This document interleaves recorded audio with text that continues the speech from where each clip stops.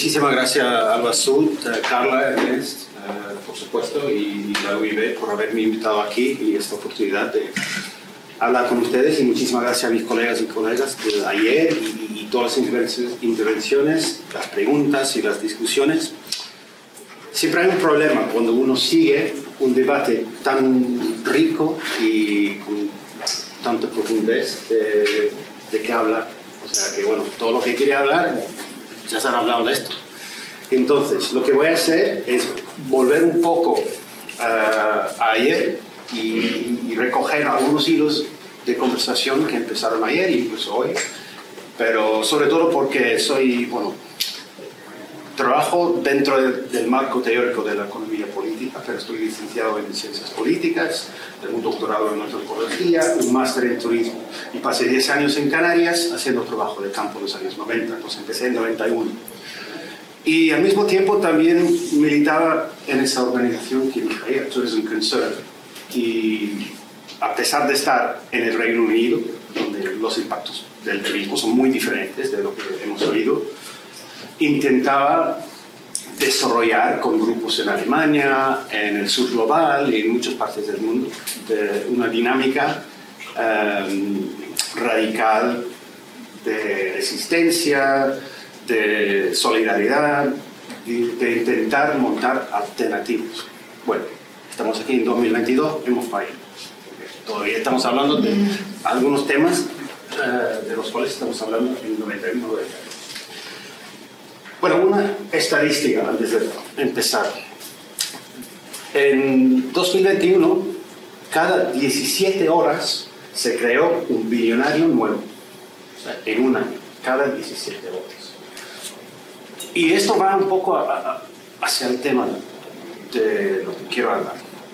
De cuáles son los retos, cuáles son los desafíos y cuáles son las posibilidades de cambiar este modelo capitalista, postcapitalista, eso es otra pregunta, del turismo. Entonces, son tres preguntas que quiero plantear. Primero, ¿es el turismo compatible con el trabajo decente? Pero, ¿qué es el trabajo decente? Hay una definición de la ONU, de la OMT, pero habla de la productividad, del trabajo intensivo, de lo cual hemos hablado hoy. ¿Y qué tiene que ver la productividad y el trabajo intensivo con el trabajo decente, ¿no? Es una cosa que podemos analizar un poco más. Y las condiciones de trabajo en el turismo están relacionadas más con el sector o más con la macroeconomía, o sea, el contexto, de lo cual Ernest habló al principio. Y hemos visto un montón de estudios de caso, muy interesantes, ¿no? Y yo estaba ahí mirando, pensando, ¿qué es lo que conecta todos esos contextos? Entonces, no sé si es posible, no sé si existe un capitalismo turístico. Entonces, estas son las preguntas, básicamente, que contextualizan lo que quiero decir. Bueno, aquí estamos, ¿no? No quiero entrar en profundidad, pero desde mi punto de vista son los 4 discursos que han salido a escala global, mundial, de qué hacemos después de COVID. O sea, a pesar del hecho de la COVID no se va a ir. O sea, no hay un después de COVID, no sabemos las mutaciones, los cambios que va a haber. Pero básicamente, claro, hay la continuación, como siempre, como decía Erika ayer, la recuperación del capitalismo desde el punto de vista del mercado libre, neoliberal. Eso es otra pregunta, otra discusión. ¿En qué tipo de capitalismo estamos entrando? Porque la palabra neoliberal se utiliza mucho, pero a veces no. Cuando miro lo que está pasando, por ejemplo, en Europa, en Gran Bretaña, no es un capitalismo neoliberal como conocíamos en los años 90, incluso antes de la pandemia. Bueno, hay unos discursos más progresistas, digamos, ¿no? El discurso institucional de la OMT, reconstruir mejor, build back better.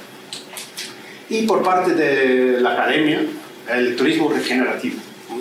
Esta línea de pensamiento progresista que a lo mejor se solapa un poco con lo que escribió Ernest y en ese artículo que para distribuir, sobre el postcapitalismo, de compatibilizar alternativos con el capitalismo.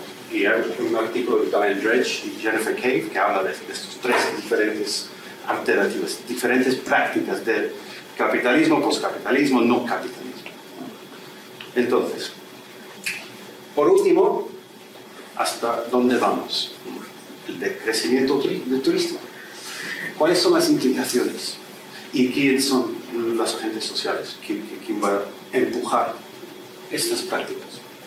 Bueno, continuamos, si no, un acabo. Disculpa, esta diapositiva no tuve tiempo de traducirla, pero básicamente todos sabemos esto, ¿no? Esas son algunas características fundamentales, creo yo, del capitalismo turístico.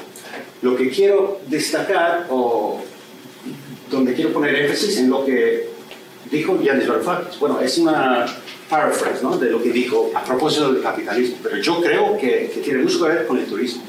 Que se produce el turismo, sea lo que sea, ¿no?, porque hemos visto ya que el turismo es muy diverso, muy diferenciado. Se produce de una manera colectiva. El turismo invade todos los espacios, invade toda la ciudad, como ustedes ya saben muy bien aquí en Barcelona, pero los beneficios se apropian de una manera privada. Y eso es una tensión que veo yo, o pienso yo, que existe de una manera muy fuerte dentro del capitalismo turístico. Y aquí lo que dice Marcin Camacho, de hecho es un estudio de etnografía en México hace casi 30 años, que se ve en todo el mundo, que las condiciones de trabajo tienen mucho que ver con una variedad enorme y unos subsectores muy diferenciados. Hemos hablado hoy de la restauración, la hotelería, pero también hay el transporte. Y el transporte es muy interesante, porque ahí veo una militancia mucho más fuerte. Y hay razones, pienso yo, porque hay más militancia en el transporte, que no es 100% para el turismo. Puede ser en algunos destinos como Magaluf, ¿no?, los autocares, pero es muy interesante lo que pasa con los taxistas, con los choferes de guagua o de autobuses. Y entonces, la relación salarial, dicho así, de la teoría marxista, the wage nexus, the wage relation, está muy diferenciada a través de todos los sectores y a través de muchos contextos geográficos. Y es desde ahí donde tenemos que empezar y entrar en el análisis de qué tipo de capitalismo es el turismo y qué implica para los trabajadores, y tercero, qué implica para la resistencia, para la alternativa que queramos, sea lo que sea este alternativo. Y por último, ya como ha escrito Ismail Irigoyen sobre la financiarización en el sector hotelero y el impacto de los SOCMIs dentro de la organización del capitalismo dentro del sector hotelero, el cambio que ha habido desde la crisis, incluso antes, que estamos en un capitalismo donde el crecimiento viene a raíz de la financiarización, que no cree trabajos. Tiene muchos beneficios, pero no cree trabajos. Y hay más datos más allá que puede comprobar. Bueno, continúo. Esto es un gráfico interesante porque ha salido noticias últimamente sobre las grandes empresas, aerolíneas, por ejemplo, como British Airways, que han anunciado hace una semana, que van a empezar de nuevo a pagar dividendos y a permitir a sus ejecutivos a comprar sus propias acciones para aumentar el precio, el valor de la empresa.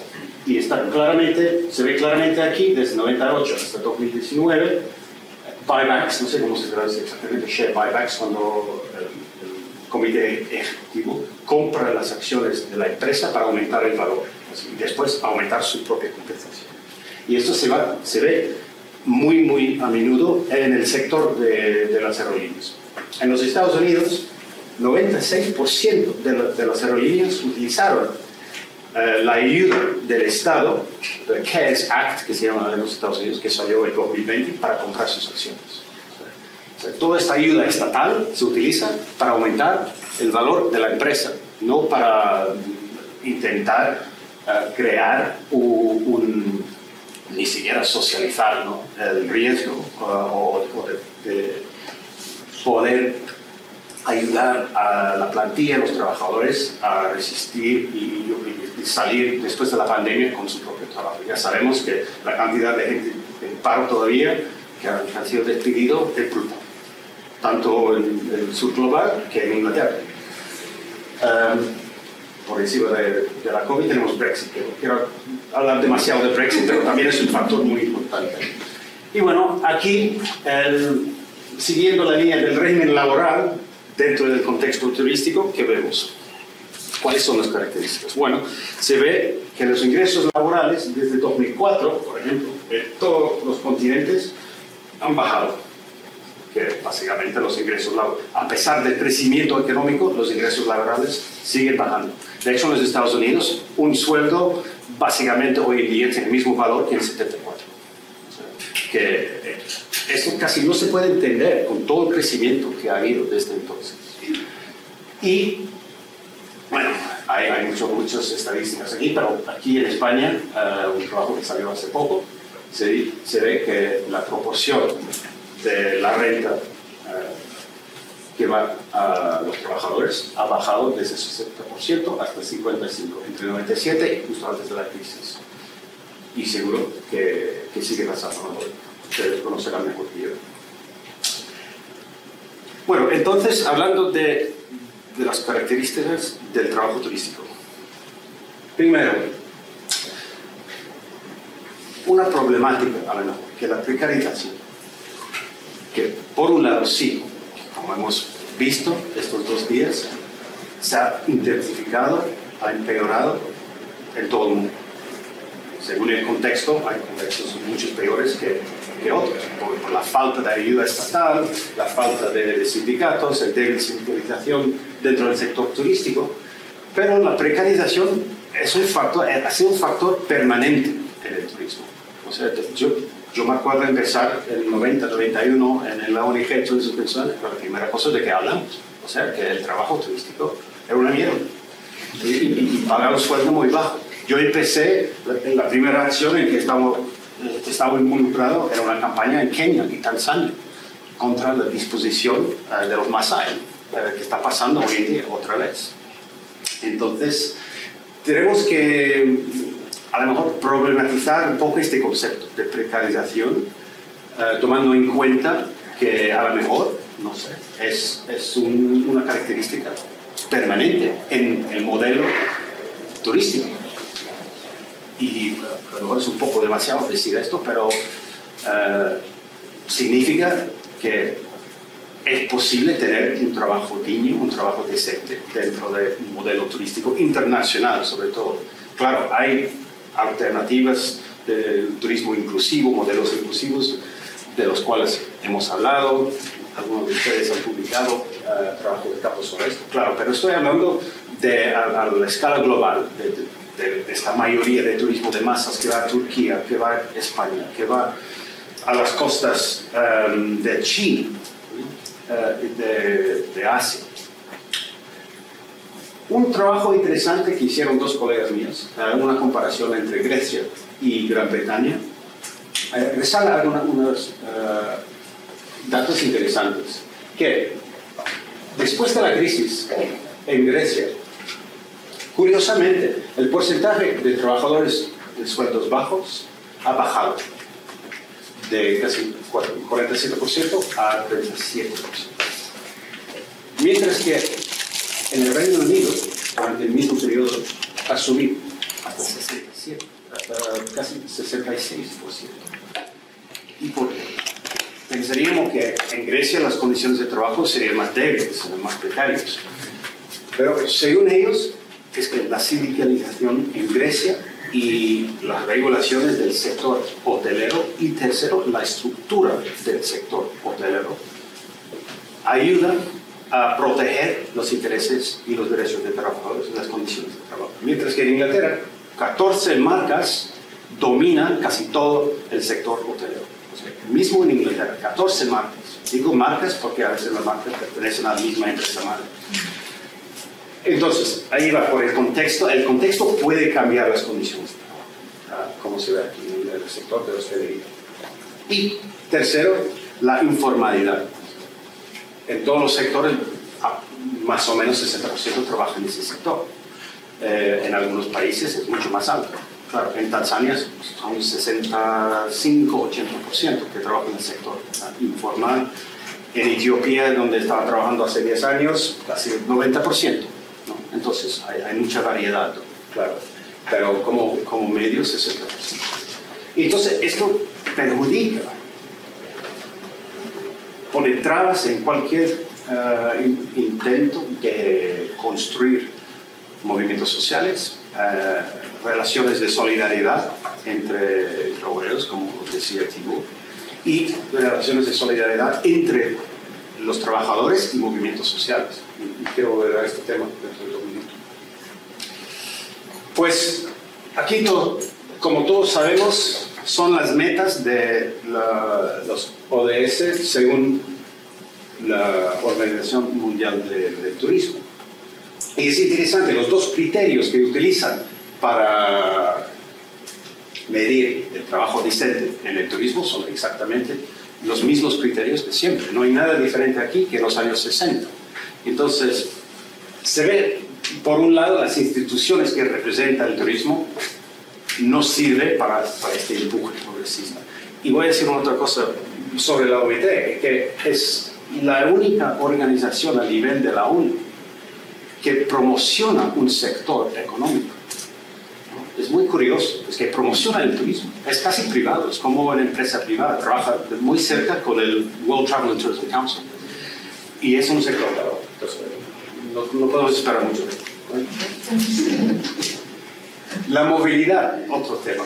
Claro, hemos hablado del migrante dentro del sector turístico. Aquí en las Maldivas, 11 millones de trabajadores inmigrantes fueron despedidos, que son 25% de la plantilla de todo el sector turístico.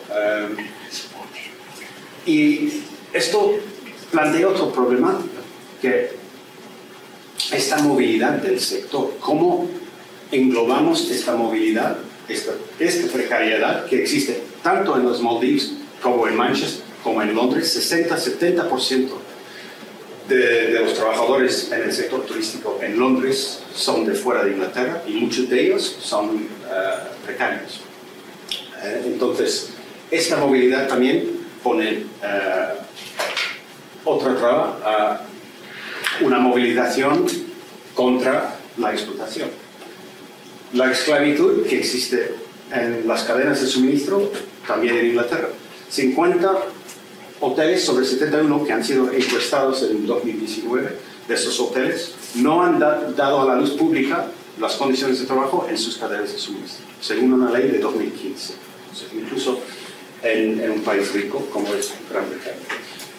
Y hablando de los trabajadores inmigrantes y tocando un poco el tema del crecimiento, ¿dónde está su rol dentro de la movilización social contra el overtourism o la gentrificación del turismo? Esos son gente en Venecia que depende del flujo, del volumen grande de turistas, tanto como aquí en Barcelona. Y cae un poco en este conflicto que ustedes saben, ¿no? Que aquí se ve claramente Greenpeace, el movimiento ecologista, contra el hotel de Algarrobico, pero los obreros del pueblo que está muy cerca, que querían que se abriera, que se mantuviera ese hotel abierto. Entonces, ¿cómo conectamos estas luchas? Claro, este hotel fue claramente construido en un lugar protegido, pero hay otros ejemplos. Entonces, ahora estamos sufriendo en algunos países una falta de mano de obra, pero bueno, según la teoría de economía, los sueldos tienen que subir, pero no está pasando. En Inglaterra hay 20.000 plazas disponibles en la hostelería, o sea, 10% del sector, pero el sueldo horario aumentó 14%, pero sigue siendo por debajo del umbral, el living wage, ¿no? Que no es el mínimo, es un poco más allá del sueldo mínimo, pero sigue siendo por debajo. Mismo con esta falta de mano de obra. Entonces, no, las leyes de la economía, bueno, clásicas no nos explican lo que está pasando. Y la inversión extranjera directa. paso por ahí porque estoy perdiendo un poco de tiempo, quería destacar esto. Que España está muy alta en el ranking de recibir inversión extranjera, como demasiado escrito aquí.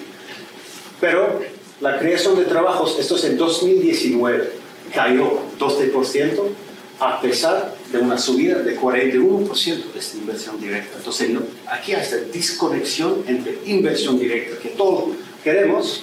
El Banco Mundial, eso es la política más reciente del Banco Mundial en Tanzania, para rescatar Tanzania, donde ha habido hay 600.000 trabajadores en el sector turístico, pero 300.000 han perdido su trabajo, a pesar de más problemas. Y donde se reivindica este discurso, ¿no? Este discurso neoliberal, digamos, que el turismo ayuda también a crear trabajo decente, pero para mejorar el clima para la inversión, ¿no? Es una manera de justificar la apertura de la economía. Esto es el puerto de Dar es Salaam. Mientras que la desigualdad, bueno, es una desigualdad que sigue creciendo a pesar de estos flujos de capitales y este aumento de inversión, a pesar de la disrupción de COVID, que sigue en aumento en muchos lugares. Y aquí a lo mejor hay algunas respuestas. Que esta cita a la derecha viene de una reunión que se ve en la red, era una página web dedicada a inversores, y publicaron los minutos de una reunión de los ejecutivos de Hilton, y se ve claramente su meta, ¿no? De aumentar, de crecer los hoteles con menos plantilla. O sea que vamos a salir de esta crisis. Estos comercios tendrán un margen de plusvalía más alto que antes, con menos trabajadores. Está claramente dicho que eso es su meta. Y ahora mismo hay una campaña por el sindicato, no es ustedes, porque han escrito sobre esto, porque el sector hotelero de los Estados Unidos quiere bajar la cantidad, la frecuencia de limpieza de camas. Y ahí no hay un problema, porque hay un dicho marxista muy conocido que la única cosa peor de ser explotado por el capital es no ser explotado. Y ahí está claramente dicho. Como Gemma y otras personas han explicado muy claramente, con mucho detalle, esa es la gente, sobre todo mujeres latinas y afrocaribeñas, que están los más explotados dentro del sector hotelero de Estados Unidos, pero están haciendo campaña para mantener esta frecuencia, porque es la única manera de llegar a su esfuerzo. Y terminando y volviendo a este tema, porque quería volver a este tema porque muchos aquí han escrito sobre decrecimiento y yo tampoco tengo la solución y sigo pensando sobre el decrecimiento, qué implica para esta relación, ¿no? Entre los obreros del astillero de Venecia, que hicieron una manifestación contra el municipio de Venecia que quería prohibir que entraran los cruceros, porque quieren mantener sus puestos de trabajo, mientras que No Grande Navi, el movimiento social conocido en Venecia, ha luchado durante años para cerrar este puerto. Entonces estamos viviendo un momento, esto es Sihanoukville en Camboya, donde no hay solamente explotación dentro del sector turístico, pero una expulsión, y eso es aún peor, porque la mano de obra no hace falta. Y cuando la mano de obra no hace falta, ¿qué hacemos? ¿Cómo luchamos contra esto? Cuando la fuente de valor más y más es el data digital, incluso Booking.com, Google. Entonces, bueno, esas son las últimas diapositivas.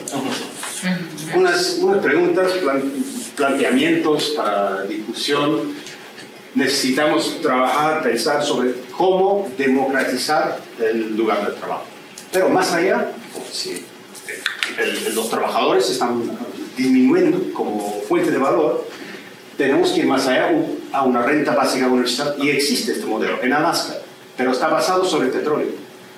Pero yo creo que el turismo tiene algunas características que pueden ayudar a construir un modelo colectivo de distribución de renta dentro de un destino. Y hace falta tomar en cuenta esta transición justa, verde y justa, porque una transición verde sin los trabajadores no va a ningún lugar. En Inglaterra acaba de formar un grupo que se llama Safe Landing. Es un ex piloto de Thomas Cook que ha creado una organización, trabaja con Extinction Rebellion para atraer a los obreros del sector de aviación al discurso ecologista. Y eso es claro para mí, tiene que ampliar este discurso. Bueno, puedo continuar después. Gracias.